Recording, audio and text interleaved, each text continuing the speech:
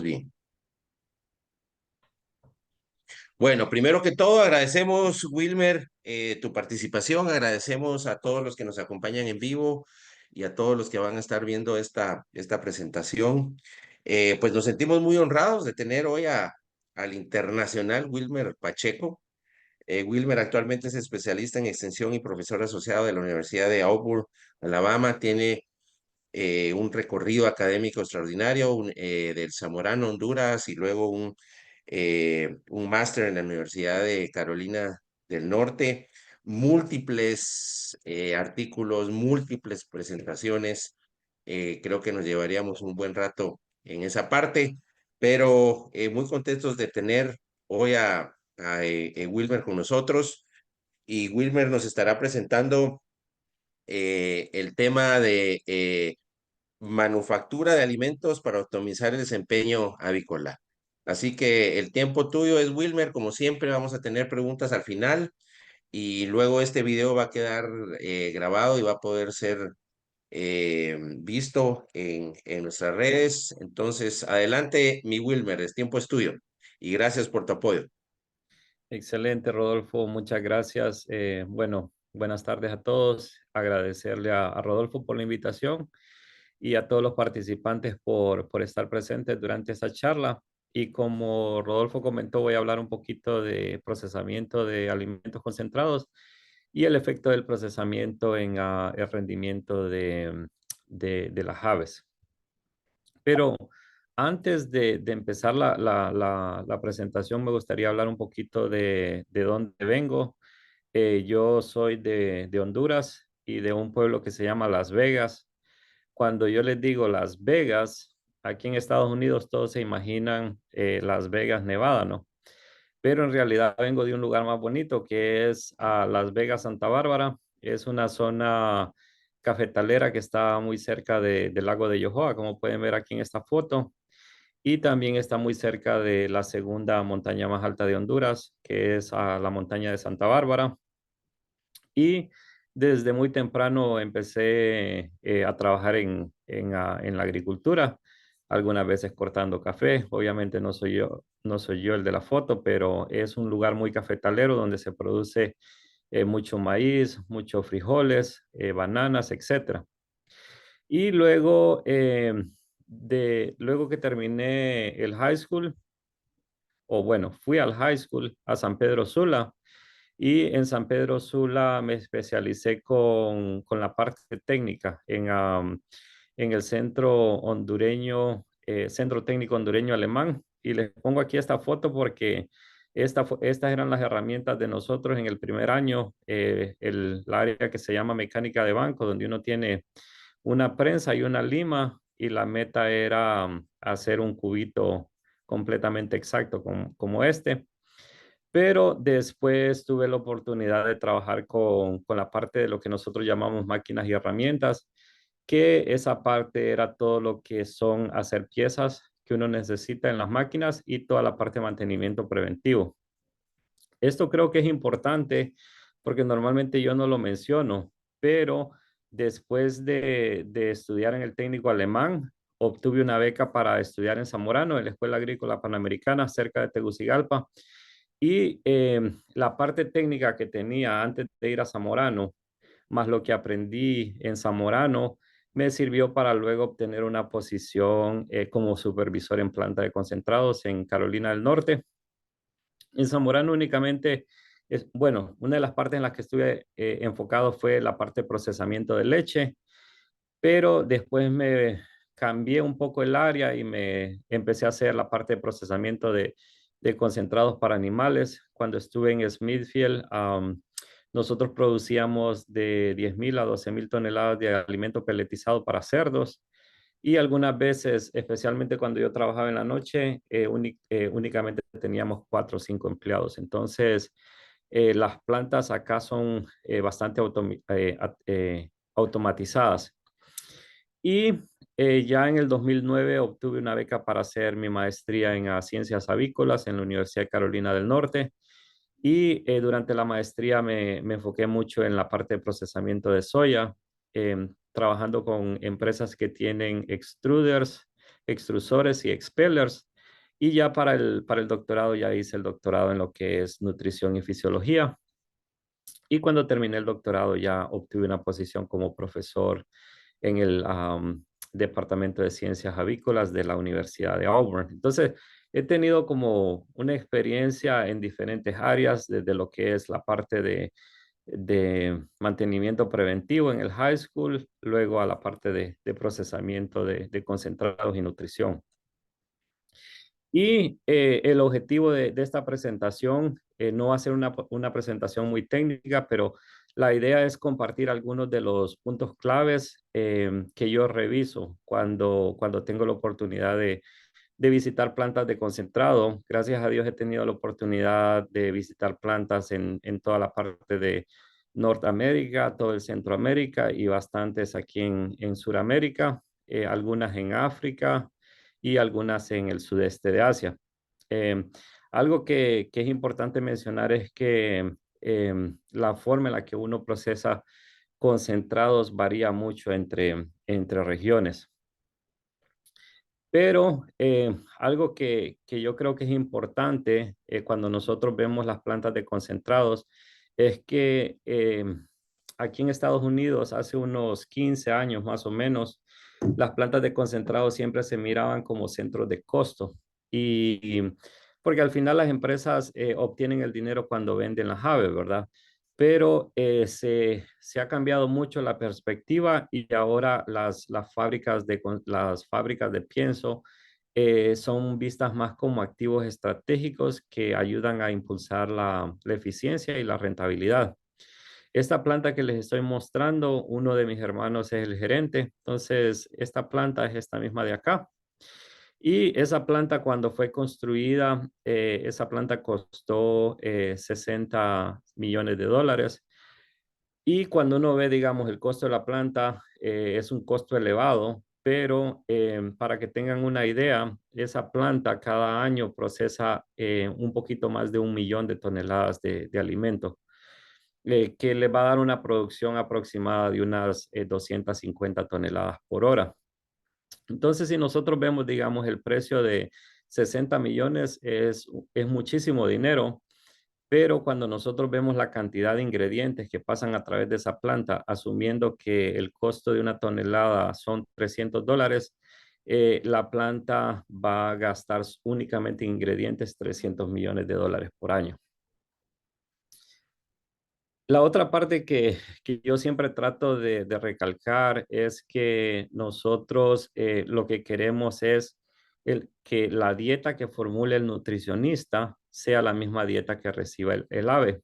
Em, y para esto es importante que las personas en la planta hagan un muestreo correcto, porque si la muestra es incorrecta, toda la información que se le va a dar se va a dar al lote va a estar incorrecta. La otra parte que es importante es que tenemos que recordar que las aves deben recibir el mismo alimento que formuló el nutricionista y que las aves van a estar usando ese alimento como única fuente de nutrientes. Cuando nosotros pensamos en lo que nosotros consumimos durante el día, siempre tenemos una dieta más variada. Entonces, en humanos es más difícil ver deficiencias nutricionales, pero si nosotros cometemos un error, ya sea en el muestreo o si no tenemos unas buenas prácticas de manufactura en la planta, podemos mandar una dieta deficiente al ave y algunas veces podemos ver una alta mortalidad, pero la mayor parte del tiempo lo que vamos a ver es una pérdida de eficiencia. Entonces aquí los puntos claves de esta diapositiva es recordar que el alimento que estamos mandando a las aves va a ser usado como su única fuente de nutriente y la otra parte es que tenemos que asegurarnos que el ave recibe lo que formuló el nutricionista. Y luego, cuando el alimento sale de la planta de concentrados, ver estrategias para reducir a la segregación nutricional. La otra parte que es importante es en Latinoamérica, especialmente cuando visito las plantas, algunas plantas remueven lo que es polvo y grano quebrado y esta es una muy buena práctica porque les ayuda a conservar la calidad del grano durante el almacenamiento.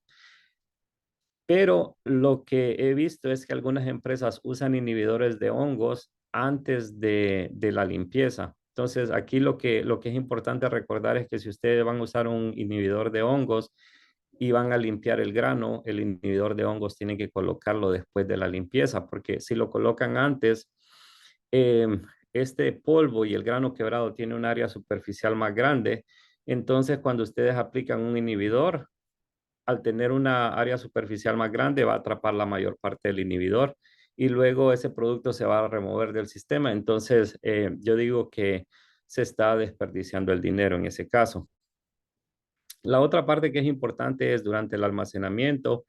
Es importante recordar que cuando un silo se está llenando, el centro, eh, todos los finos van a mantenerse en el centro y todo el grano, o digamos el grano de maíz o el grano de soya va a rodar hacia los lados.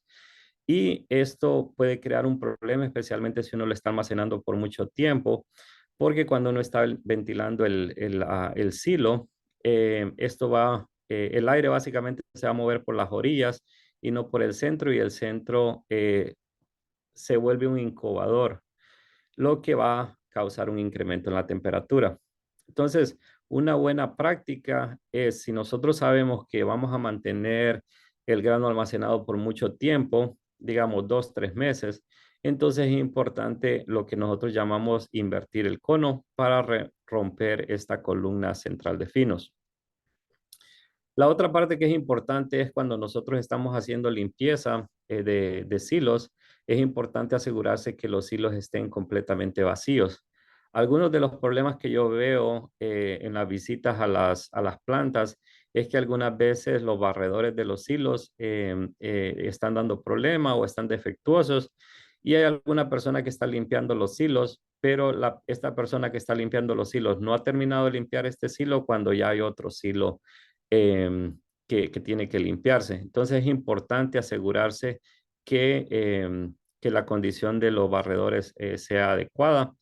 La otra parte es que algunas veces los barredores, como tienen estas ruedas, algunas veces patinan y eso reduce la eficiencia del barredor. Entonces, como pueden ver en este ejemplo, una muy buena idea es poner una línea de epoxi únicamente por donde va pasando el barredor para que el barredor tenga una mejor tracción. La otra parte que es importante es cuando nosotros estamos almacenando ingredientes en la bodega, no queremos almacenar esos ingredientes pegados a la pared porque eso va a servir como un escondite de ratones, o también puede haber condensación en la pared que va a dañar la calidad del ingrediente. Entonces, una buena práctica es tener una separación tal vez de un pie. Esta puede ser una barrera física o puede ser una línea amarilla que está pintada en toda la bodega para que cuando las personas van a almacenar los ingredientes no los almacenen más allá de esa línea. Otras consideraciones en la parte de bodegas que es importante es almacenar los medicamentos lejos de otros microingredientes como pueden ser las premezclas vitamínicas, aminoácidos, etcétera. Y también es importante en la planta tener un buen control de plagas.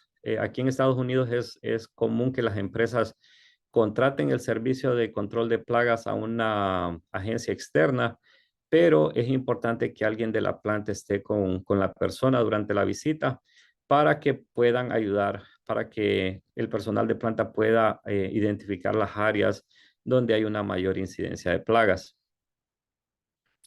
La otra parte que es importante y yo animo a todo mundo es que pasen tiempo en la sala de control.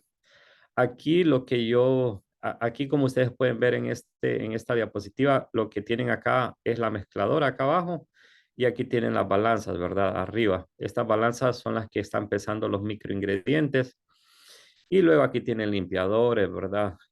Pero yo me enfoco mucho en esta sección, en la parte de las balanzas. Y algo que tienen que recordar es que si a una balanza no le está entrando ingrediente o no le está saliendo ingrediente, el peso de la balanza debe ser constante. Si ese peso varía, imagínense que tienen esta balanza acá, por ejemplo, y esta balanza está variando de 2 a 3 kilogramos y ustedes están pesando fosfatos en esta balanza. una dieta con 10 kilogramos de fosfato, 2 kilogramos de fosfato ya les da una variación de 20%. Entonces es bien importante ponerle atención aquí a las variaciones de las balanzas. La otra parte que es muy, muy importante es cuando se están descargando las balanzas a la mezcladora. Es importante que la balanza con los ingredientes mayores, en este caso puede ser maíz, que esta balanza descargue primero a la mezcladora. Ustedes no quieren que estas balanzas descarguen primero o al mismo tiempo que estas, porque estos son ingredientes más pesados y normalmente estos ingredientes más pesados van a caer en la parte de abajo de la mezcladora y no se van a mezclar correctamente. Algo que se puede hacer, si ustedes ven, digamos, que estas balanzas están abriendo muy rápido, uno puede poner un retraso. Eh, entonces, el sistema de automatización va a abrir esta balanza primero y luego 3 segundos o 4 segundos después va a abrir esta y tal vez 6 segundos después va a abrir esta. Eso lo que ustedes van a ver normalmente es que no les debería afectar lo que es la descarga, porque si esta se está tardando 15 segundos en quedarse completamente vacía, ustedes tienen, digamos, si empezaron 5 o 6 segundos después, ustedes tienen 9 a 10 segundos para descargar estas. Pero eso es súper importante. Pónganle atención a eso cuando van a la sala de control. La otra parte que es importante acá en la mezcladora, cuando ya todos los ingredientes secos, cuando todos estos entraron a la mezcladora, es importante tener un ciclo seco definido, porque si estamos adicionando los líquidos muy rápido, los líquidos van a formar grumos y esos grumos van a prevenir que los ingredientes secos se mezclen de manera correcta. Ya una vez que el ciclo seco terminó en la mezcladora, podemos adicionar los líquidos, puede ser grasa, colina, metionina líquida, etcétera. Y ya una vez que los líquidos entraron a la mezcladora, uno tiene que tener un ciclo húmedo. Ustedes saben que la mezcladora está funcionando bien, haciendo un análisis que es el análisis analizando el coeficiente de variación de la mezcla. No voy a ir muy en detalle con ese método, pero yo les puedo pasar la metodología. Incluso nosotros tenemos un video en YouTube que les indica cómo analizar la uniformidad de la mezcla. Y si ustedes ven, digamos, variación en estas balanzas, puede ser de que hayan fugas. La otra parte, cuando ustedes están en la área de control, es importante que si ustedes tienen 2, 3 peletizadoras, es importante estar revisando la carga del motor de todas las peletizadoras y ver si la carga del motor es constante o es muy variable. Si la carga del motor es variable, esto les puede indicar que la alimentación que viene del acondicionador no es uniforme o que el acondicionador no se está llenando de manera correcta. Cuando el acondicionador no se está llenando, lo que pasa es que uno está adicionando vapor en un lado del acondicionador y ese vapor, en lugar de mezclarse con la harina, se va hacia el otro extremo del acondicionador y aquí se empieza a condensar y eso hace que haya una variación en la cantidad de humedad de la harina que está entrando en la peletizadora y puede causar problemas con variaciones en las cargas del motor.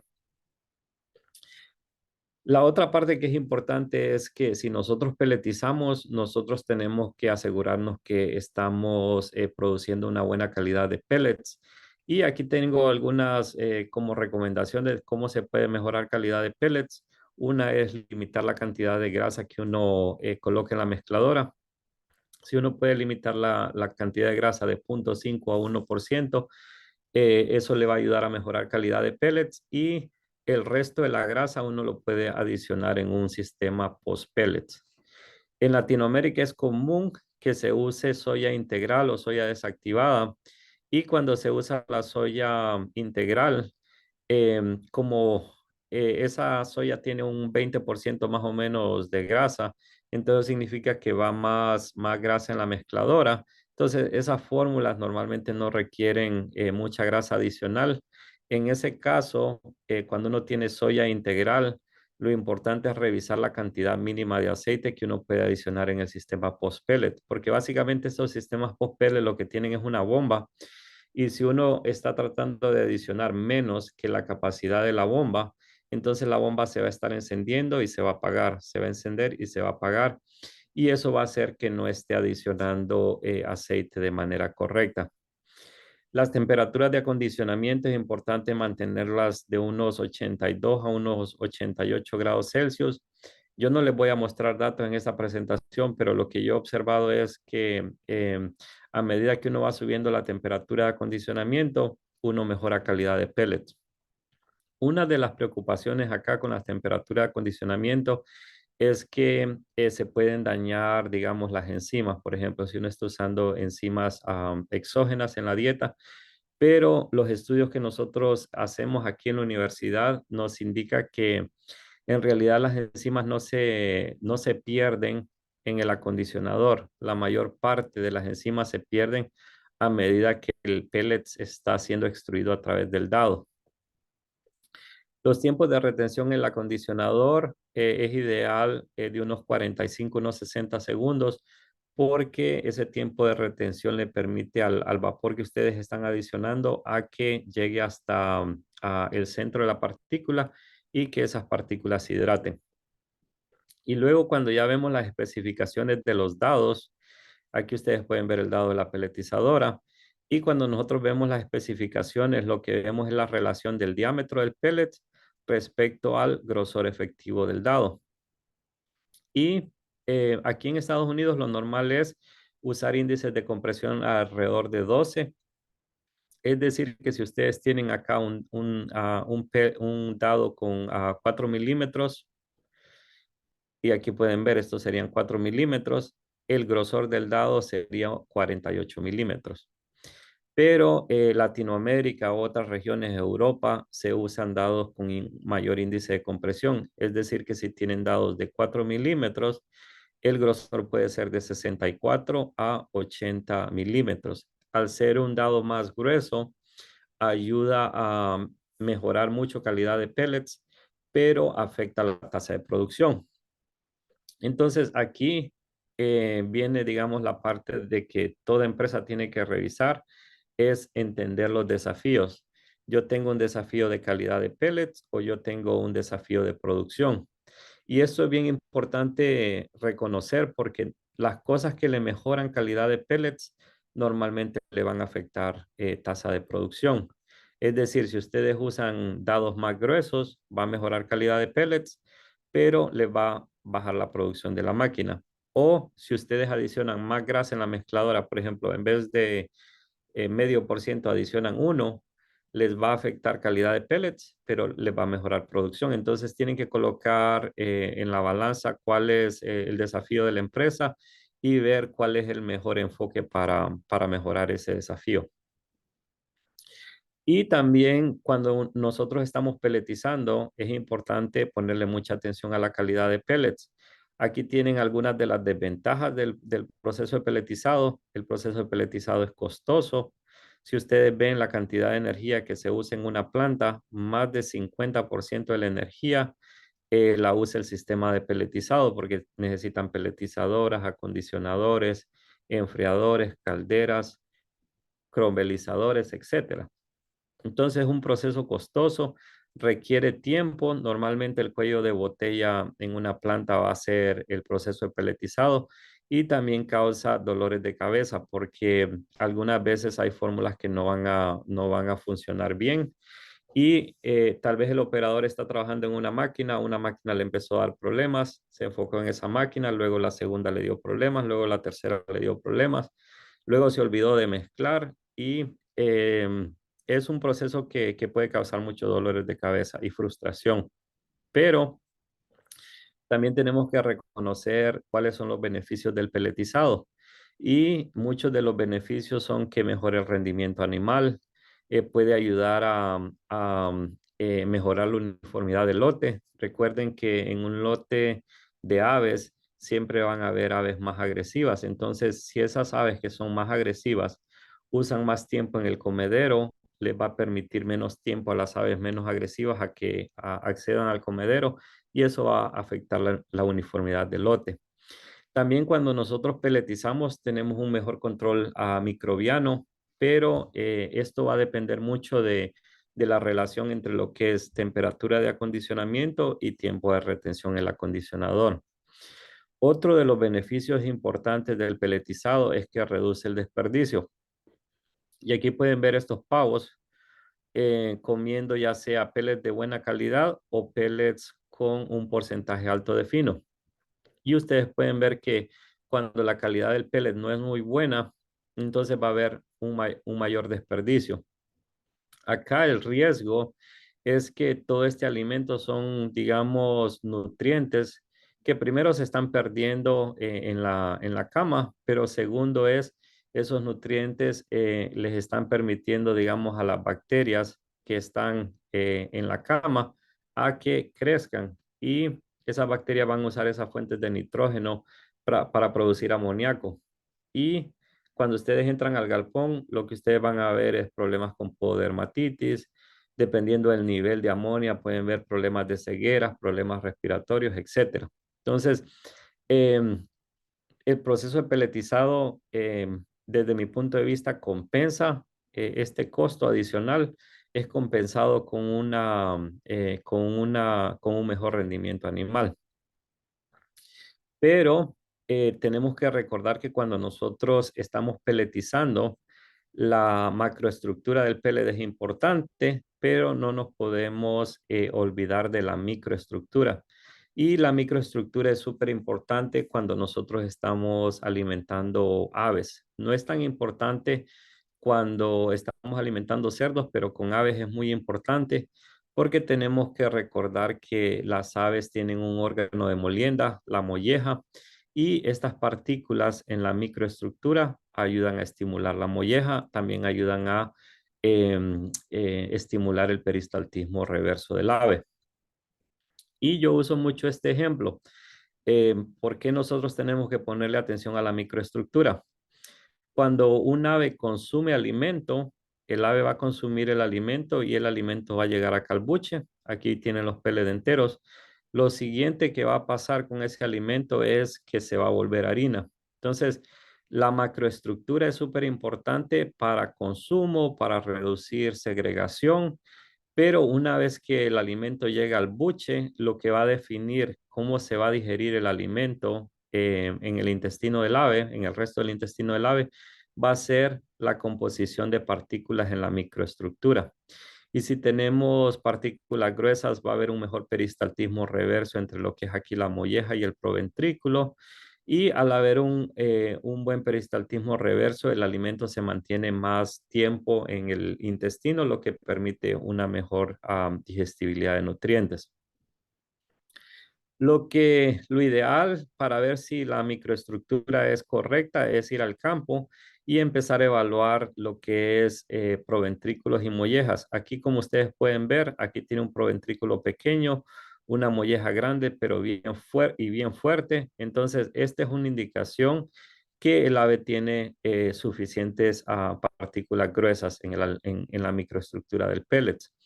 Si uno va al campo y ve este escenario en el cual tiene una molleja flácida y un proventrículo bien grande, no hay una buena división entre ambos órganos, esto ya le da una indicación que no hay suficiente material estructural en el alimento y que la molleja ya no es un órgano de molienda, se está volviendo un órgano de paso.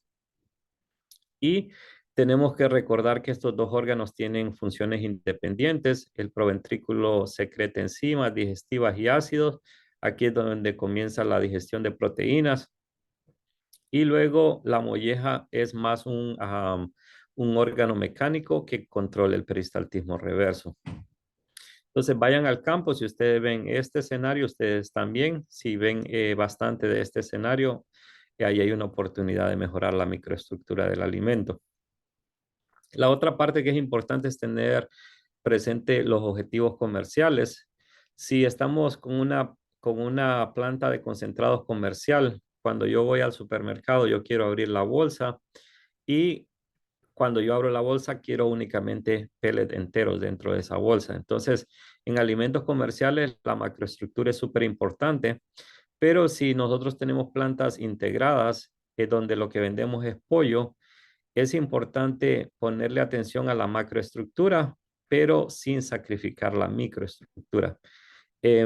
Para mejorar calidad de pellet, cuando uno tiene aún, digamos, partículas gruesas en la microestructura del pellet, uno tiene que ponerle atención a los otros factores que afectan calidad de pellet, como ser la cantidad de grasa en la mezcladora, el índice de compresión del dado, temperatura de acondicionamiento, las condiciones de enfriado, etcétera. La otra parte que es importante cuando nosotros peletizamos es no subestimar la molienda que ocurre en la peletizadora. Nosotros aquí en la universidad desarrollamos una metodología para medir el tamaño de partículas dentro del pellets y lo que hemos observado es que si nosotros tenemos alrededor de 900 micras en la harina, dentro del pellet van a la dentro del pellet va a ser de alrededor de 600 micras. Es decir, que este proceso de pelletizado que pueden ver aquí el video reduce la granulometría alrededor de 300 micras. Y aquí lo pueden ver, porque este es, digamos, la granulometría promedio, pero aquí ustedes pueden ver lo que es la desviación estándar. Aquí ustedes tienen la harina en azul y luego tienen las dietas peletizadas sí, naranja. Lo que pueden ver acá es cuando uno tiene harina, aquí pueden ver azul, más de 40% de las partículas están arriba de 1190 micras. Estas partículas son importantes para estimular molleja, pero cuando uno peletiza, únicamente 13.84% de las partículas quedaron arriba de este tamiz. La mayor parte de las partículas son más finas. Y aquí podemos ver las fotos. Este es harina antes de peletizado y esto es, digamos, las partículas dentro de la microestructura del pellet.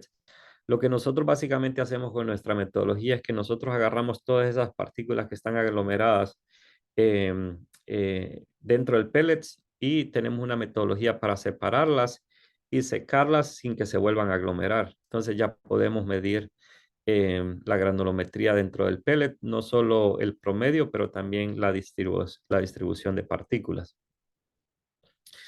Cuando yo doy recomendaciones sobre cuál es la granulometría que debemos usar en maíz molido, mi recomendación siempre es empezar con unas 900, unas 1000 micras durante los periodos de preinicio e inicio y ya en los periodos de crecimiento y final uno puede subir la granulometría de unas 1000 a 1200 micras.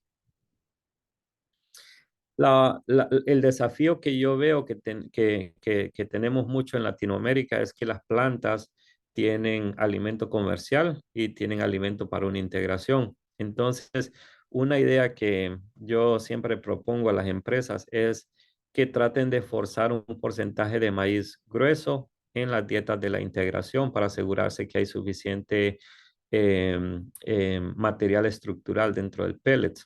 Entonces, eso es lo que se puede hacer, agregar un porcentaje de maíz grueso en las dietas de pollo de engorde de la integración y ir incrementando la inclusión a medida que la ave crece.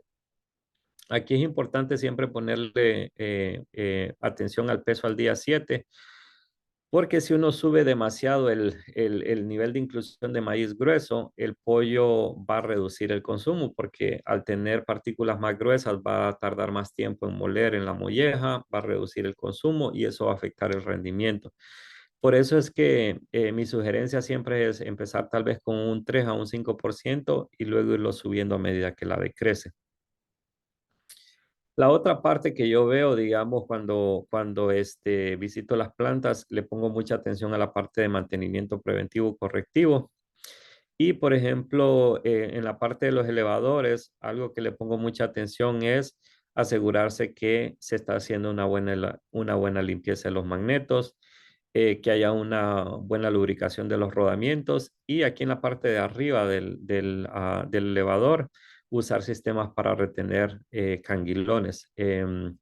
Lo que pasa es que algunas veces estos canguilones se sueltan se sueltan y si no hay nada que los retenga, van a parar a lugares dentro de la planta donde son bien difíciles de accesar. Entonces, lo ideal es siempre que si un canguilón se sale, tener un sistema que los retenga, pero es importante estar revisando que no hayan canguilones sueltos acá, porque un canguilón normalmente no le va a parar el flujo normal del ingrediente, pero si ya se zafaron 2 o 3 canguilones, lo que va a pasar es que se les va a parar el elevador. Y aquí ustedes pueden ver, aquí hay un canguilón atrapado. La otra parte que yo le pongo mucha atención en la zona de molienda es toda la parte de lo que es la condición de los alimentadores.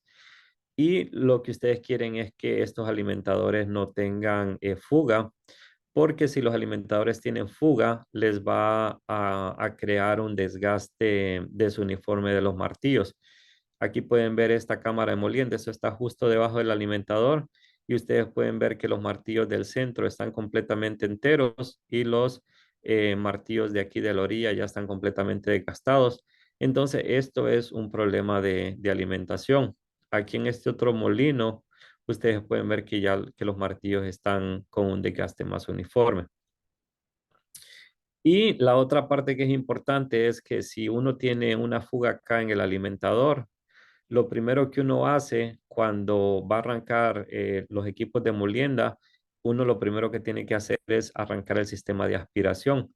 Pero si uno arranca el sistema de aspiración y aquí hay una fuga y este material entra a la cámara de molienda antes de arrancar el motor, entonces el motor va a arrancar con material dentro de la cámara de molienda y va a tener un pico de demanda de energía mayor y también puede crear un daño en el equipo. Entonces, aquí es bien importante ponerle atención a la condición de los alimentadores y también ponerle atención a los magnetos.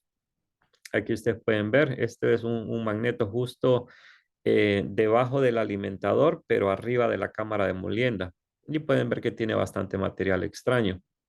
Aquí con los magnetos, algo que es importante es limpiar estos magnetos con más frecuencia cuando uno está haciendo mantenimiento preventivo y correctivo, porque ahí hay un mayor riesgo que material extraño entre al sistema. La otra forma con la que uno sabe si se está haciendo una buena limpieza de los magnetos es revisar los dados de la peletizadora. Si ustedes van al área de peletizado y ya empiezan a ver un montón de material extraño atrapado en el dado, ya les da una indicación de que no se está haciendo una buena limpieza de los magnetos.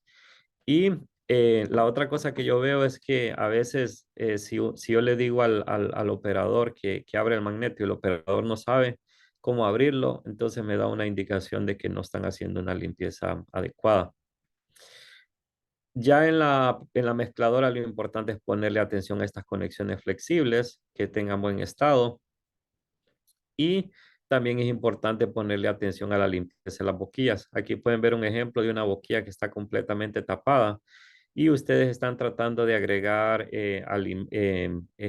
líquido en la harina, pero como la boquilla está completamente tapada, todo el líquido se va a las paredes de la mezcladora y eso va a hacer que no se mezcle de manera correcta. Acá pueden ver otra boquilla tapada que en vez de tener un patrón de abanico, tiene un chorro de grasa básicamente. La otra parte que es importante es ponerle atención a los sistemas de acondicionado. Estos son sistemas de vapor. Aquí en este ejemplo ustedes pueden ver que aquí está la válvula reguladora y el acondicionador está acá, justo a la derecha, pero por alguna razón le pusieron este sistema acá como esta U. Y esto en realidad no es una buena idea porque aquí va a haber cierta condensación de vapor y cuando el vapor entre acá al acondicionador va a llevar bastante humedad. Eso puede reducir la eficiencia del equipo. La otra parte que es importante que yo siempre trato de recomendar es que cuando el operador está controlando la temperatura acá en el acondicionador, está usando este sensor a la salida del acondicionador para abrir o cerrar esta válvula, que es la válvula reguladora de vapor. El problema acá es que muchas veces este sensor está 2 o 3 minutos alejado de esta válvula, entonces el operador siempre está atrasado. Entonces, acá una buena idea es tener sensores de temperatura más cerca de la inyección de vapor y usar la temperatura de este sensor para controlar la abertura de esta válvula. Eso le da un mejor control al operador.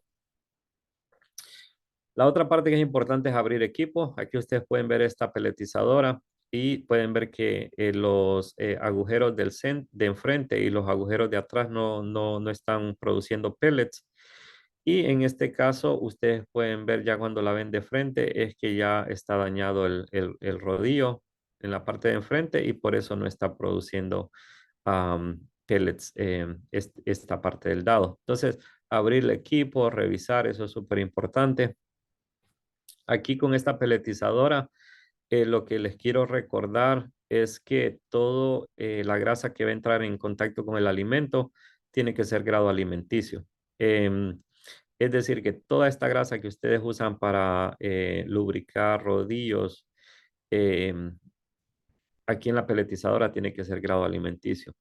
La otra parte es el alineamiento de los rodillos. Por ejemplo, aquí sí pueden ver que los rodillos están alineados, pero en este caso están desalineados.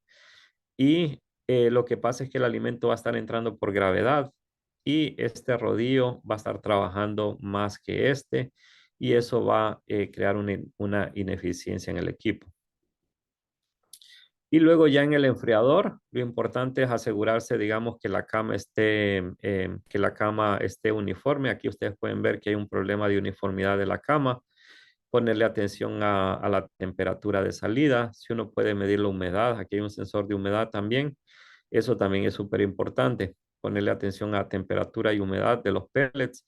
Y aquí en este video lo que van a ver es que es importante tocar la cama que es dentro del enfriador y ustedes lo que quieren básicamente es sentir un gradiente de temperatura. La parte de abajo va a estar, ya fría y seca y la parte de arriba va a estar caliente y húmeda.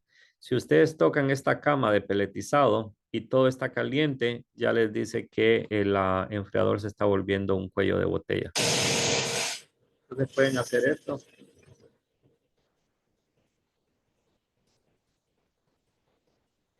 Esa es una forma muy fácil de saber, digamos, si el equipo está funcionando bien. La otra parte es, nosotros generamos muchísimos datos en planta y algo que tienen que recordar es que no tener datos es mejor que tener datos malos. Es decir, si ustedes van, digamos, a tomar la temperatura de la harina acondicionada, no se puede usar una bolsa, porque cuando ustedes colocan el termómetro en la bolsa, toda la temperatura va a estar saliendo de esa muestra. Entonces, la temperatura que ustedes van a obtener acá va a ser menor que la temperatura actual de la muestra. Entonces, es importante siempre tomar los datos de manera correcta.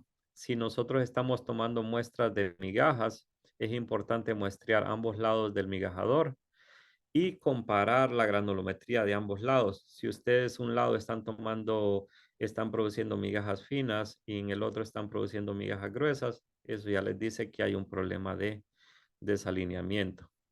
Y luego siempre ponerle atención a las recomendaciones en cuanto al tamaño de migajas. Recuerden que las migajas deberían de estar entre 1 milímetro y 3 milímetros. Y aquí, por ejemplo, la idea de esta diapositiva es que cuando nosotros tomamos datos, por ejemplo, en este ejemplo estamos analizando calidad de pellets y lo que hacemos es que creamos estas, digamos, tendencias, pero algo que yo estoy tratando de recomendar lo más que pueda es que la persona que tome la muestra tome más información sobre esa muestra. Por ejemplo, que vaya y hable con el operador de la peletizadora y le pregunte cuál es la tasa de producción, cuál es la temperatura de acondicionamiento que se está usando, cuánta grasa había cuánta grasa se le colocó en la mezcladora de esa dieta. Porque si uno no colecta los demás datos, no, estos resultados no le dicen nada. Entonces es bien importante cuando ustedes colecten datos, coleccionar más información sobre esos datos. Y aquí miren la importancia de la comunicación. Esto me pasó hoy bueno, ayer me pasó, nosotros estamos construyendo un deck en la casa y me dijeron, bueno, tenemos 3 colores acá, escoge cuál. Entonces, cuando yo estaba hablando con el encargado, le dije yo, ayer quería el de la derecha, pero hoy quiero el de la izquierda. Entonces, el que está haciendo el deck me entendió que yo estaba hablando de este, entonces me preguntó el de en medio. Entonces yo aquí vine y le dije, no, el de la izquierda y se lo señalé, ustedes pueden ver acá. Cuando llegué a casa y ya estaba hablando con otra persona que estaba trabajando en el deck, él iba a comprar este de acá, que era el que yo no quería.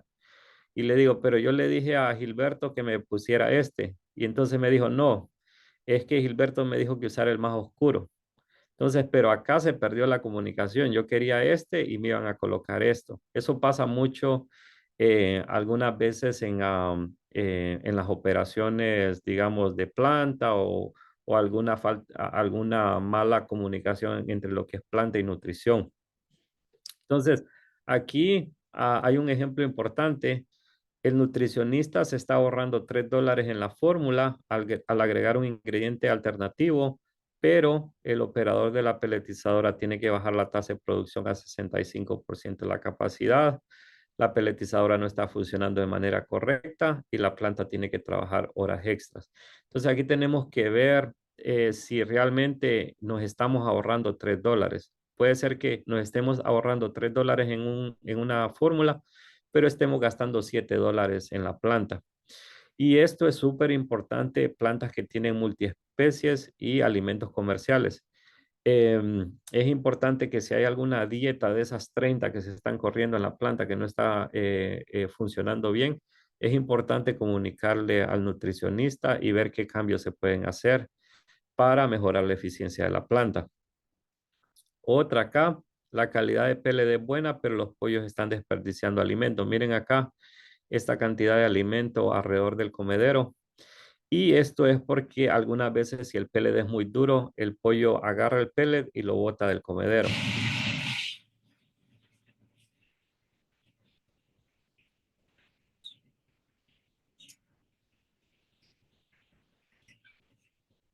Este es uno de los mejores problemas que las plantas pueden tener porque es fácil de corregir.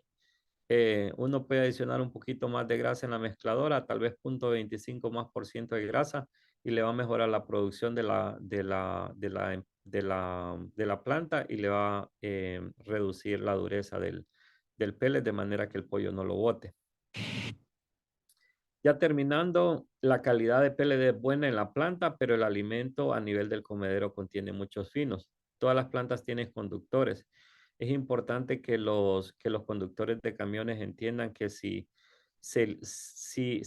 uno está tratando de descargar muy rápido un camión y la tasa de transferencia de este tornillo horizontal excede la tasa de transferencia de este tornillo vertical, aquí va a haber acumulación de pellets. Entonces, cuando esto sucede, va a haber una quebradura de los pellets justo antes de dárselos a las aves. Entonces, esto es como nadar 3 millas y ahogarse básicamente en la orilla. Es importante que los conductores de camión entiendan que no pueden descargar los camiones muy rápido, pero también es importante que la gente de mantenimiento se asegure que la condición de estos tornillos esté bien, porque si la condición de estos tornillos no es adecuada, también va a haber una quebradura de pellet antes de que llegue al ave. Y recordar, ¿no?, que las aves no les gusta consumir partículas finas. Aquí ustedes pueden ver estas aves, se les dio la opción de escoger entre lo que es partículas finas y partículas gruesas.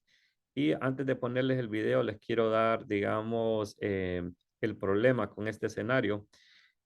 Es que ustedes aquí pueden ver los comederos que están completamente llenos de finos y el pollo está esperando que se encienda el tornillo para ir a comerse los pellets. Entonces, estos finos únicamente están ocupando espacio en el comedero. Ahora pueden ver el video.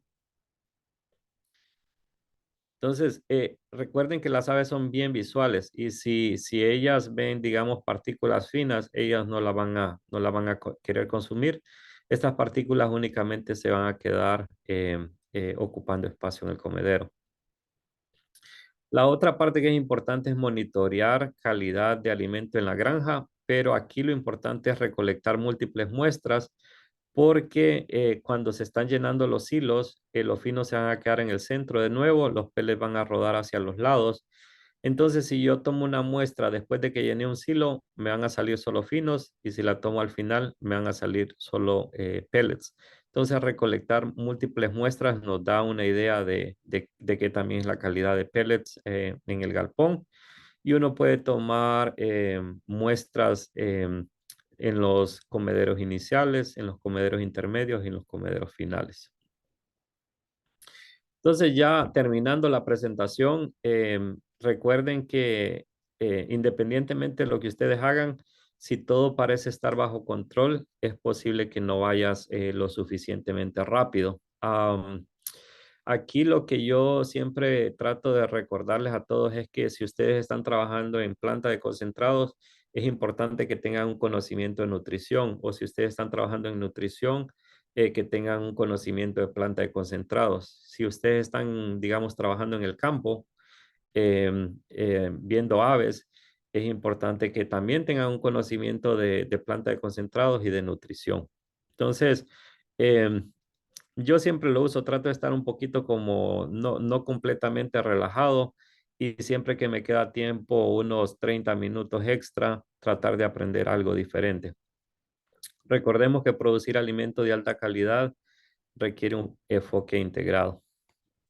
Y me extendí un poquito porque es un tema que me gusta mucho, pero yo creo que tenemos suficiente tiempo para preguntas. Muchas gracias, Rodolfo. Súper, Wilmer, encantados. No, pues creo que primero que todo agradecemos tu participación, la claridad, y una de nuestros propósitos es poder ofrecer material accesible, uno, y dos, Ujú. práctico a toda la audiencia que va a tener acceso a estos videos.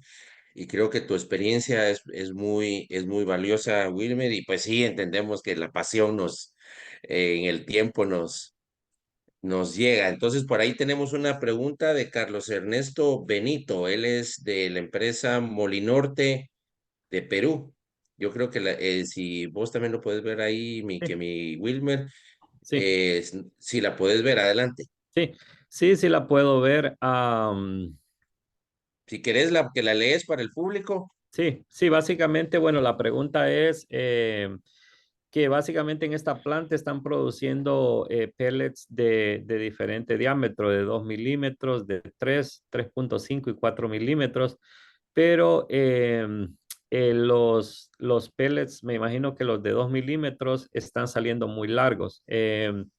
Allí, y yo no lo mencioné durante la presentación, allí uno de los problemas que veo mucho en las plantas es que no hacen ajuste de las cuchillas, y ustedes ven que las peletizadoras, digamos, justo a la salida de los pellets del dado, hay unas cuchillas que cortan los pellets a la longitud deseada. Em, es bien difícil explicarles así, digamos, voy a tratar déjenme ver, voy a tratar de explicarles cómo lo hago yo. Y bueno, aquí ustedes básicamente tienen el dado, no la salida del dado. Y aquí ustedes van a tener la cuchilla que corta los pellets. Y aquí tienen lo que nosotros le llamamos la puerta de la pelletizadora.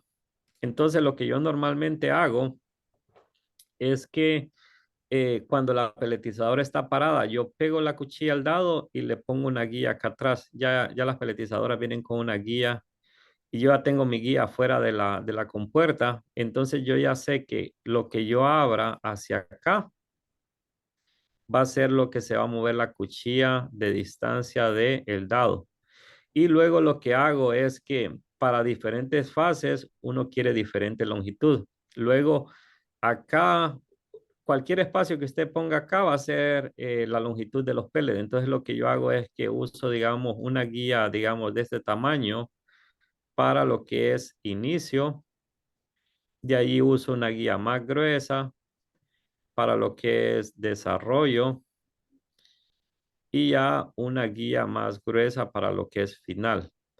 Y si ya les digo, digamos, en milímetros, esta puede ser 4 milímetros de diámetro. Esta puede ser 6 milímetros de diámetro y esta puede ser 8 milímetros de diámetro. Un ejemplo, ¿no? Entonces, ustedes lo que van a ir haciendo acá es que van a ir cambiando la longitud del pellet a medida que el ave va creciendo.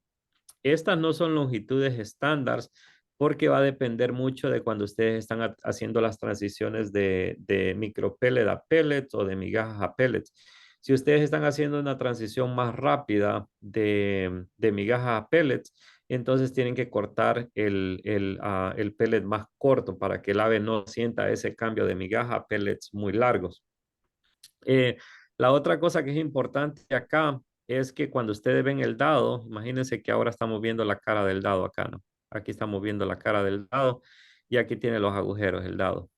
Entonces, algunos de los problemas que veo yo es que a veces las cuchillas no cubren toda la cara del dado. Entonces, acá, por ejemplo, si ustedes tienen agujeros acá en esta parte del dado y estos agujeros no están pasando por la cuchilla, entonces van a tener aquí pellets cortitos al tamaño que ustedes quieren y por la parte de atrás van a tener pellets largos. Entonces, aquí lo que yo revisaría es mucho cómo están haciendo el ajuste de las cuchillas ustedes por fuera y segundo, asegurarme que la cuchilla que estoy usando realmente está cubriendo toda la cara del dado. Si no la cubre toda, va a haber pellets que siempre se van a ir más largos. Entonces, no sé, ojalá que eso le conteste la pregunta, Carlos Ernesto. Por ahí, Carlos, también, oyendo tu explicación, solo para terminar con la pregunta de Carlos, pone, para hacer alimento crumble, ¿qué molde me recomienda? Ujú. Nosotros para hacer la parte de crumble, aquí lo normal es que nosotros usemos 4 milímetros aquí en Alabama, porque también nosotros aquí producimos pollo de unas 5.6 libras, que son como quizás 2.7 kilos. Pero si ustedes van a Carolina del Norte, donde se produce pollo más grande, allá es más común ver cuchillas no, perdón, moldes de 4.4, 4.5 milímetros. Entonces, eso es lo que nosotros usamos, pero yo he visto empresas que producen migajas que están usando pellets de 3 milímetros, 3.5 milímetros. Ok, Yo perfecto. la recomendación ahí siempre, Rodolfo, depende mucho de la edad a la que estén criando el pollo. Total. Y mi recomendación normal es que si ustedes están con pollo de, digamos, 2 kilos, un dado o una matriz de 3 milímetros a 3.5 les funciona muy bien. Pero si ustedes tienen pollos que van a ser deshuesados, allí dados de 4 a 4.4 milímetros funcionan mejor. Y ahí Ok, tengo otro cálculo, pero no lo puse aquí en esa presentación, pero eso viene, esa conclusión viene de otro cálculo que hice en otra presentación. buenísimo, Kemi Wilmer. Adrián Velázquez nos dice un alimento de alta calidad, ¿qué porcentaje de pellets y qué porcentaje de pinos debe tener? Depende, ¿no? Acá, por ejemplo, nosotros acá mucho del enfoque aquí en Estados Unidos mucho es producción. Entonces, nosotros podemos tener 25% de finos en algunos casos. Cuando yo voy, digamos, a Latinoamérica, allá más como lo que uno quiere es estar por debajo de 15% de finos ya a nivel de comedero. Y cuando uno toma muestras después del enfriador, imagínense que ustedes ya enfriaron los pellets, si ustedes toman una muestra después del enfriador, idealmente ustedes deberían de estar por debajo de 3% de finos, si tienen un buen proceso. ¿Qué más le iba a decir acá? También depende cómo uno clasifica finos, ¿no? Porque fino puede ser 1 milímetro, puede ser 2 milímetros, puede ser 3 milímetros. Entonces, si ustedes están calculando finos, partículas por debajo de 1000 micras o de 1 milímetro, deberían de estar por debajo de 3 en la planta. Ya en granja hay una tabla que le dice qué tamiz tiene que usar. Ya si usted está calculando el nivel de finos en granja y usted está usando, digamos, pellets de 4 milímetros, fino es todo lo que pasa por un tamiz número 5 o un número 4, un US número 5 o un número 4. Si ya ustedes están usando pellets de 3 milímetros, fino es considerado todo lo que pasa por un tamiz US número 6. Entonces, allí ya en campo va cambiando, digamos, la definición de fino porque va a depender del diámetro del pellet. Súper buenísima respuesta, Wilmer. Tenemos a Ronald Fernando Soto, de Avidesa, de Occidente, Colombia. Mi pregunta es, ¿el enfriamiento de pellets de 4 milímetros debe ser diferente al de 4.3? Muy buena pregunta. Normalmente cuando nosotros vemos el enfriamiento de pellets, lo ideal es que los pellets se mantengan en el enfriador unos 7 minutos y 30 segundos a unos 8 minutos 30 segundos. Digamos que un promedio, si nosotros tenemos 8 minutos de tiempo de enfriamiento, vamos a estar bien. Si yo comparo un pellet de 4 milímetros con uno de 4.3, no esperaría una diferencia alta en el enfriamiento. Pero imagínense si ustedes tienen empresas que producen lo que nosotros llamamos, aquí les llamamos range cubes, que son unos pellets bien grandes que son más para ganados. Allí uno necesita asegurarse que hay una buena migración del calor y de la temperatura desde el centro del pellet hacia las orillas. Entonces allí uno tiene que enfriar esos pellets muchísimo más despacio. Pero de 4 a 4.3 yo no esperaría una diferencia muy grande. Lo que yo les diría es que independientemente del diámetro del pellet que ustedes están produciendo, pónganle mucha atención a la temperatura de salida de los pellets y si ustedes pueden estar por debajo de 6 grados Celsius entre lo que es la temperatura ambiente y la temperatura de los pellets, van a estar bien. Es decir, que si ustedes tienen 30 grados ambiente, los pellets deberían de estar saliendo por debajo de 36. Y luego la otra parte que es importante es ponerle atención a la humedad del pellet. La humedad del pellet les va a decir qué también los están secando, qué está pasando, qué es lo que está pasando arriba del enfriador.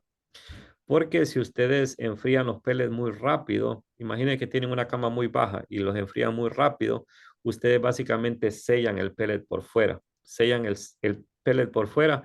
El sensor de temperatura les va a decir, sí, la temperatura está bien, pero están húmedos por dentro. Entonces, ponerle atención a la temperatura y a la humedad. De 3 a 4 milímetros yo no esperaría diferencias significativas en el proceso de enfriado y secado. Bueno, súper, Wilmer. Esas eran nuestras preguntas. Solo una más, pues que solo es una pregunta de Augusto Rosenbrock, que nos pregunta dónde va a estar accesible este video. En un par de semanas más o menos en nuestras plataformas de Poultry School ya vamos a dar acceso a la grabación del video y va a estar accesible en nuestro canal YouTube. Y pues bueno, si no hay más preguntas, Wilmer, muchísimas gracias. Creo que el objetivo más que cumplido, proveer información accesible y práctica. Cuando estemos compartiendo este video, también van a estar todas las coordenadas de el doctor Wilmer Pacheco para que lo puedan contactar. Y muchas gracias por su audiencia. Y Wilmer, de nuevo, gracias por tu presentación. De nada, muchas gracias por la invitación y igual a los participantes, muchas gracias por quedarse hasta el final. Aquí tienen mi información de contacto, cualquier cosa en las que se les pueda ayudar a la orden. Listo. Entonces, así quedamos y agradecemos a toda nuestra audiencia y nos vemos en la próxima. Gracias, Wilmer. Bye Hasta bye. luego, sí.